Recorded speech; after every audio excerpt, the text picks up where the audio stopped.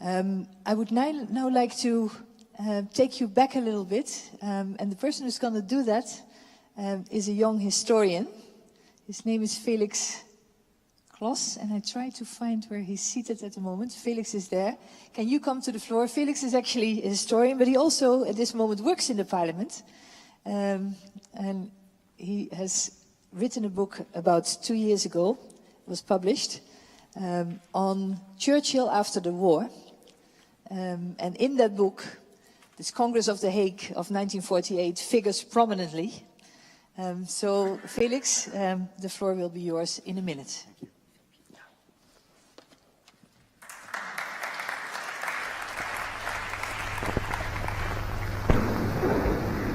Your Royal Highnesses, Your Excellencies, my Lords, Ladies and Gentlemen, let me first support what has just been said by extending a warm welcome to all who have come together here and to wish them a fruitful result of their labors and discussions. I thought I'd better leave that up to Winston Churchill rather than say that myself. I wish to speak to you today about the tragedy of Europe. It is not often that words spoken by a newly ousted, elderly Tory politician from Britain on a holiday in Switzerland are worth paying any attention to. But these words were listened to intently. They were listened to all over Europe and beyond. They were listened to in disbelief, amazement, some understandable skepticism, but overall with reawakening hope. Then again, this elderly politician was none other than Winston Churchill. The year was 1946, and these simple, unadorned words, dictated by the future winner of the Nobel Prize for Literature, on board a train in neutral Switzerland, combined to make the first sentence of a momentous speech, not here in The Hague, but at the University of Zurich. Working with the darkest colors on his lush palette of language, he painted an unsparing picture of Europe's despair in just a few simple strokes. Over wide areas, a vast quivering mass of tormented, hungry, careworn and bewildered human beings gape at the ruins of their cities and homes and scan the dark horizons for the approach of some new peril, tyranny, or terror. And then, using the most vibrant colors, he put a small but tantalizingly bright spot of light on those dark horizons. He said, "Yet all the while, there is a remedy which, if it was generally and spontaneously adopted by the great majority of people in many lands, would as by a miracle transform the whole scene." What is this sovereign remedy? It is to recreate the European fabric and to provide it with a structure under which it can dwell in peace, safety, and freedom. We must build a kind of United States of Europe. Now, at this point, I could tell you that this speech changed the world, like a catchy airport book title, but I won't, because it didn't. Because speeches alone, as Churchill never tired of reminding his audiences, never do. What the speech did do was set in motion an unbroken chain of events that ultimately brought us together, literally, you and I, all of us here today. Because that autumn day in Zurich, Churchill took charge of a movement of peoples. His speech electrified the idealists all over Europe who started organizing themselves in pressure groups, demanding governmental action on European unity. And governments took notice too, even on the other side of the Atlantic. General Marshall laid out his plans for reconstruction in Europe, citing Churchill's Europeanism and his Zurich speech specifically as his source of inspiration. Delighted by that response, Churchill started molding together all those national and pan-European activist groups into a single force. He created, with the indispensable help of his son-in-law, Duncan Sands, who was sat here on the first row, a team of rivals, competing with one another only for the greatest devotion to the common cause. And not long after, Churchill himself proposed an audacious scheme. He intended to bypass those national governments and bring all the vital forces of Europe together here in a conference at The Hague.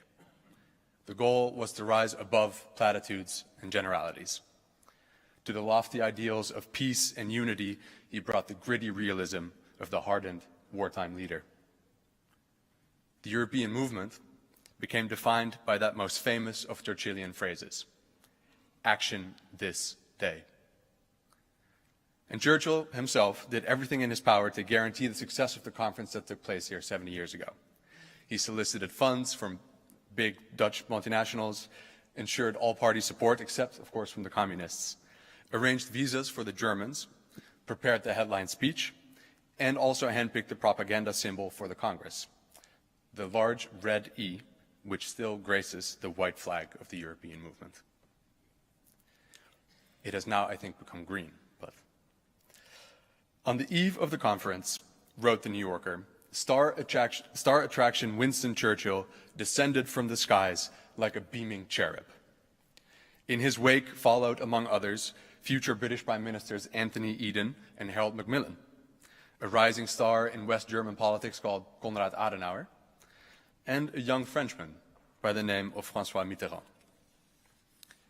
Just as you have come here together to cast your minds to the future, 70 years ago, a generation of Europeans convened to do the same. Much like you are gathered here today to make the voice of Europe heard, 70 years ago, leaders of thought and of action from all the free countries of Europe determined to have their lion's roar of united European resolve. And on Friday, 7 May, 1948, Churchill entered this Ridderzaal for his opening address. He began by expressing his confident hope that the countries of Eastern Europe would one day be able to join those of the West. And it would have relieved him greatly, no doubt, to see those represented here today from the countries which suffered for so long behind the Iron Curtain. He welcomed the German delegation, which the then still vindictive Dutch government only allowed into the country after Churchill applied the full pressure of his political weight. And then he turned to the heart of his message. Economic integration and joint military defense, Churchill said, must inevitably be accompanied step by step with a parallel policy of closer political unity.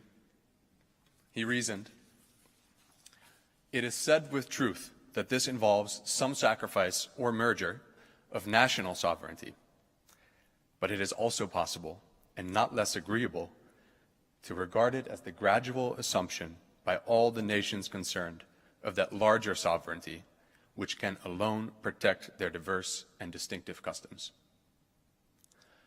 A larger sovereignty, a European sovereignty, a Europe that protects. Like good wine, these ideas have ripened. 70 years ago, after they were first bottled, they are finally ready for consumption.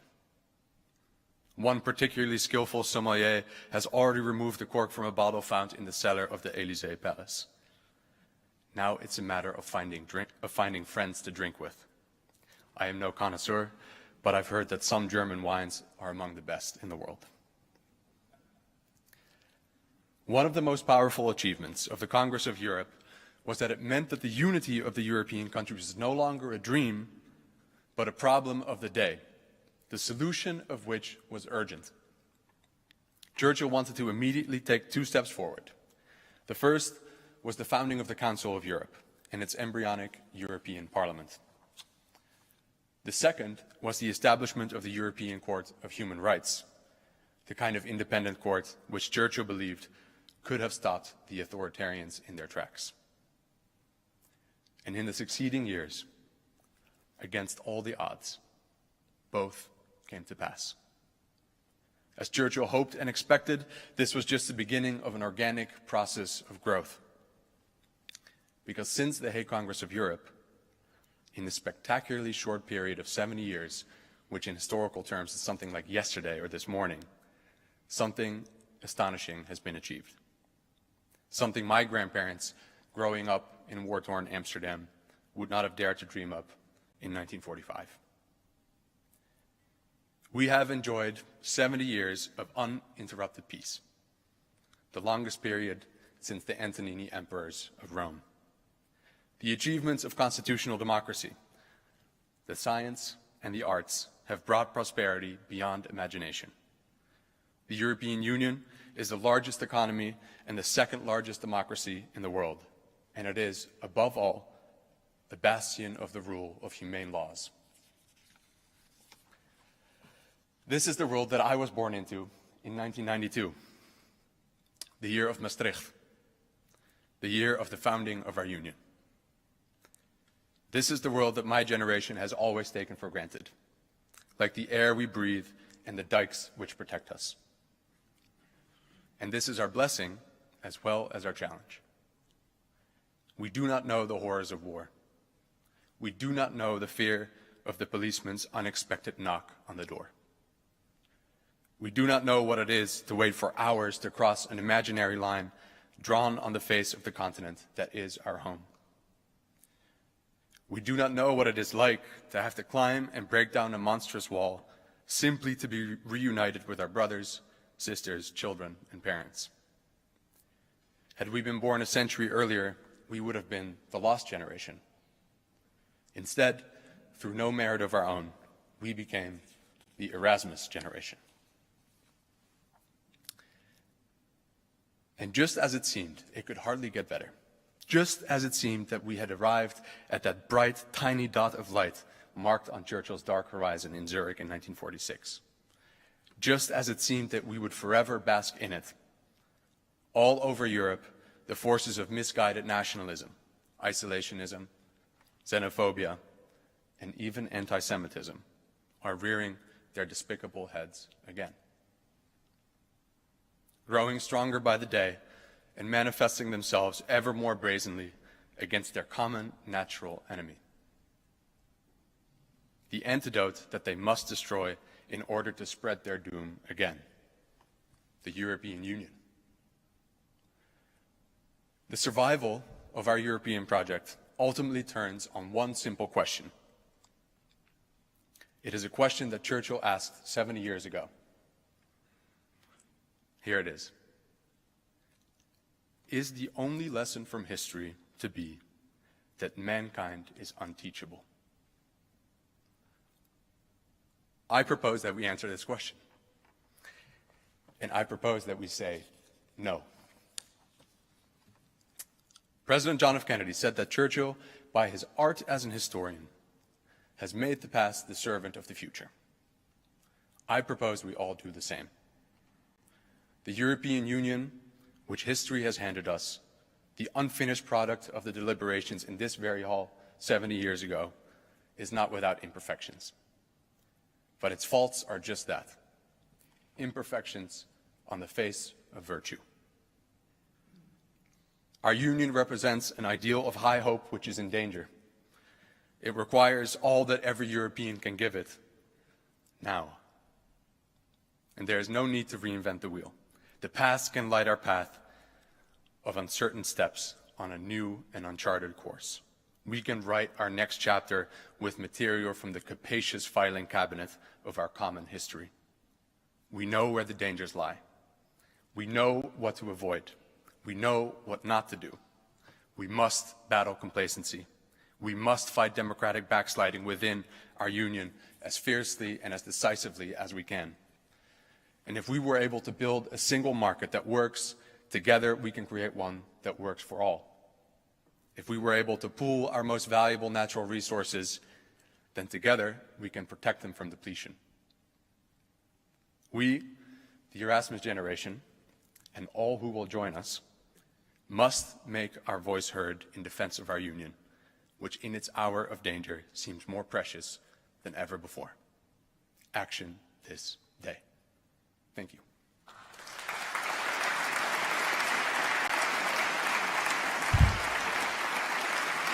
No room for personal or party jealousy. If there is rivalry of parties, let it be the sea which one will distinguish itself the most for the common cause. No one can suppose that Europe can be united on any party or sectional basis, any more than that any one nation could assert an overweening predominance.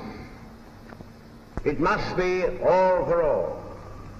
Europe can only be united by the heartfelt wish and vehement expression of the great majority of all the peoples, in all the parties, in all the freedom-loving countries, no matter where they dwell or how they vote. We seek nothing less than all Europe.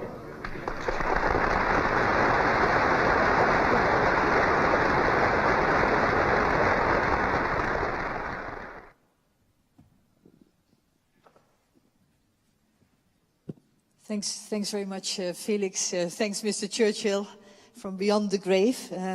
Echoes in this hall, and we like to share them with you because all of us have been looking at this old footage, also looking at the new text, and there's a lot of linkages and connections. So thanks, Felix, for sharing this with us. I would